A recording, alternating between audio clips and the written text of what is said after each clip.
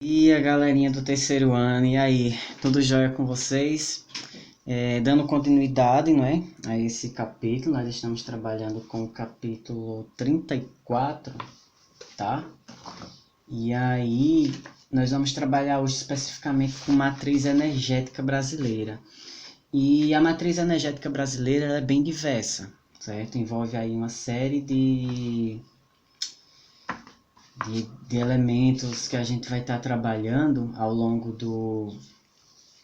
desse tópico para falar um pouquinho sobre carvão natural, petróleo, enfim, gás natural, certo? Energia hidráulica, etc. Essa é a proposta. E a gente vai estar falando aqui, obviamente, de maneira bem geral também, certo? Que é a proposta do capítulo de vocês, tá? Então vamos lá. Em relação às outras matrizes energéticas, em relação ao mundo, a matriz energética brasileira ela consegue ser a menos poluente, principalmente porque é uma matriz que se baseia muito em fontes que são renováveis, certo? Então nós vamos ter aí a presença muito forte de energias renováveis no território brasileiro. Então, esses aí são alguns tipos, né, de energia que a gente tem. Então, nós vamos ter o gás natural, nós vamos ter o petróleo, o carvão natural, a biomassa, a hidráulica, enfim, inclusive a nuclear. E aí, para vocês terem uma ideia da qual é mais utilizada, não é? De todas essas. Na verdade, é a hidráulica, né, para a produção de energia elétrica principalmente, certo? Então essas duas tabelas aí mostra para vocês a diferença, né? Então a primeira delas está relacionada à produção de matéria-prima, ou melhor, de energia primária, tá? A primeira tabela é de energia primária que nós temos e a segunda é a produção de energia elétrica. E para energia elétrica, por exemplo, o que é que a gente precisa? O quanto que ela é utilizada, né? Que é em maior quantidade, que vai chegar aí a 80% de uma forma geral. E esse outro gráfico, essa outra tabela, ela vai mostrar para vocês a diferença da matriz energética do Brasil em comparação com o mundo, né? Com as outras áreas do mundo. Então veja que tem tudo a ver com aquele primeiro tópico que eu falei para vocês, que a nossa ela consegue ser menos poluente em virtude da quantidade de energias renováveis que nós vamos ter aí, certo? Então, falando agora especificamente dessas energias, né, dessas matrizes energéticas, nós vamos começar pelo carvão, certo? E o carvão mineral ele tem um alto poder calorífico, né, que permite aí a queima, e com isso você vai ter aí uma produção de energia, né, que é bastante utilizado em siderúrgicas e usinas termoelétricas, certo? É muito importante a gente estar associando esse uso. E esse carvão ele é muito encontrado em bacias sedimentares, certo? E por que ele é encontrado bastante em bacias sedimentares, né? O resultado está associado à decomposição de matéria orgânica. Então, assim, gente, esses vários recursos naturais que nós vamos ter, como por exemplo esse carvão mineral e o petróleo, eles têm origem em alguma matéria orgânica, certo? E que no caso aqui específico, né, são de bacias sedimentares, tá?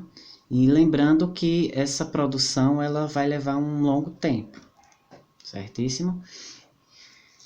É um tipo de energia não tão poluente, sim, mas aí a gente vai ter que entender também que existem problemas ambientais, né? Principalmente a depender da intensidade do uso, certo?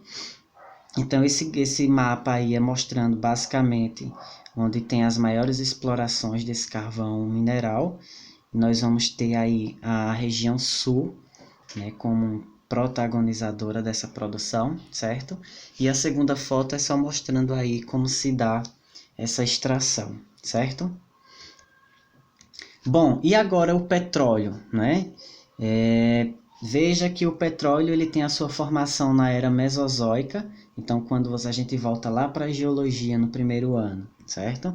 Essa era Mesozoica, quando a gente compara o período dela para o nosso atual, então passou aí milhares e milhares de anos, né? Para essa matéria orgânica se decompor, certo? E se depor também.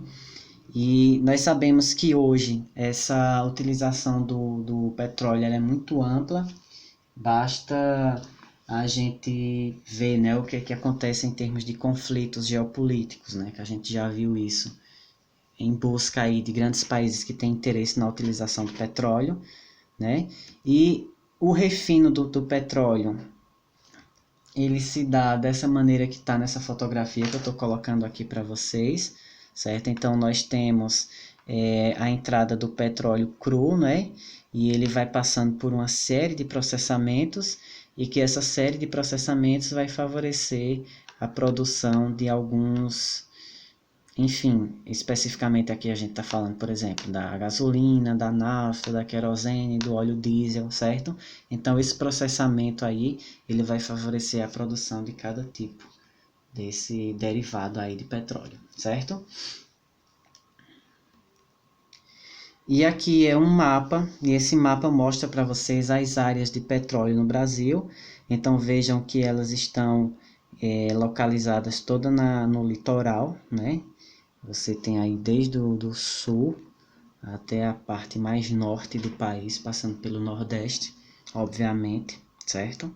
E aí eu só estou querendo mostrar para vocês, né? Uma plataforma, e essa plataforma ela visa a extração de petróleo, certo? Em alto mar. Então isso é uma coisa que vocês já devem ter visto, mas não custa nada a gente estar mostrando aqui como forma de exemplo para vocês. Além do petróleo, nós vamos ter o gás natural, né? E esse gás natural ele é muito eficaz na geração de energia elétrica, certo? Sua origem está muito associada ao petróleo, então em lugares que você encontra barris de petróleo, muito provavelmente você vai encontrar também o gás natural, certo? E no caso E é um tipo de gás, né, que vai emitir aí uma menor quantidade de poluentes. E no caso do Brasil, a sua utilização é mais nos automóveis mesmo, é mais comum nos automóveis, né? A própria infraestrutura do país, ela ainda não é tão adequada para ter aí a utilização desse gás na energia elétrica, por exemplo, certo? A mais que é utilizada é a derivada da água, né, que tem aí o recurso hídrico como principal, como elemento primário da energia e que não deixa de ser uma das mais, como a gente já viu, das mais poluentes.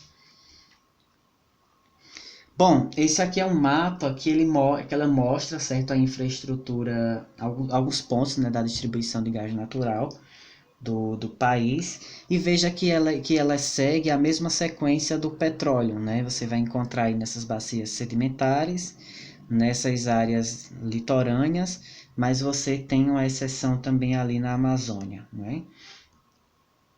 Mais para dentro do continente. E a energia hidráulica, né, essa é a mais, inclusive a mais utilizada, a gente já viu naquele tópico anteriormente. A sua disseminação começa de fato no século XVIII, mas a proliferação de verdade, de forma intensa, ela veio acontecendo mais na segunda metade do século XX, certo? Então o país ele começa aí a investir bastante nessas usinas hidrelétricas, certo? O país, né, ele realmente tem esse potencial hidráulico, porém nós vamos encontrar também alguns diversos problemas ambientais em virtude disso, porque para você construir uma hidrelétrica, por exemplo, você precisa isolar uma área que seja muito grande, e aí a gente vai estar tendo a perda da fauna, a perda do ecossistema, muitas vezes as pessoas que são daquele lugar, né, animais, etc. Mas enfim, estou falando isso porque é sempre importante a gente estar antenado, né? Até o próprio livro de vocês também traz essas questões, os problemas ambientais, certo? E esse mapa aí, ele mostra, né, a distribuição dessa energia hidráulica no país, alguns pontos onde nós temos, certo? E no livro de vocês podem ver lá também na página 20, mas se não, é só baixar esse material que eu estou mandando para vocês que vocês conseguem ver com uma melhor qualidade, certo? E nós vamos ter também, né, a biomassa, e essa biomassa ela é bem interessante porque é um tipo de, ela é bem orgânica, não é? Então a gente vai encontrar aí a biomassa na lenha, no carvão vegetal, na vegetação, certo? É uma fonte de energia primária e vem sendo utilizado aí como fonte de energia desde 1970. Então não é tão nova assim, né? E no Brasil ela se destaca na produção do etanol, por exemplo, né? E com isso a gente vai ter a implementação de biodiesel, né? No país, o que é bastante interessante, tá, pessoal? Bom, minha gente, essa proposta da aula de hoje era falar, né, dessas fontes, dessa matriz energética brasileiras, certo? E na próxima a gente continua falando das fontes alternativas no Brasil e no mundo, tá certo? Então, brigadão aí, qualquer coisa, qualquer dúvida, deixa um comentário lá no Google Sala de Aula que eu respondo a vocês. Até mais.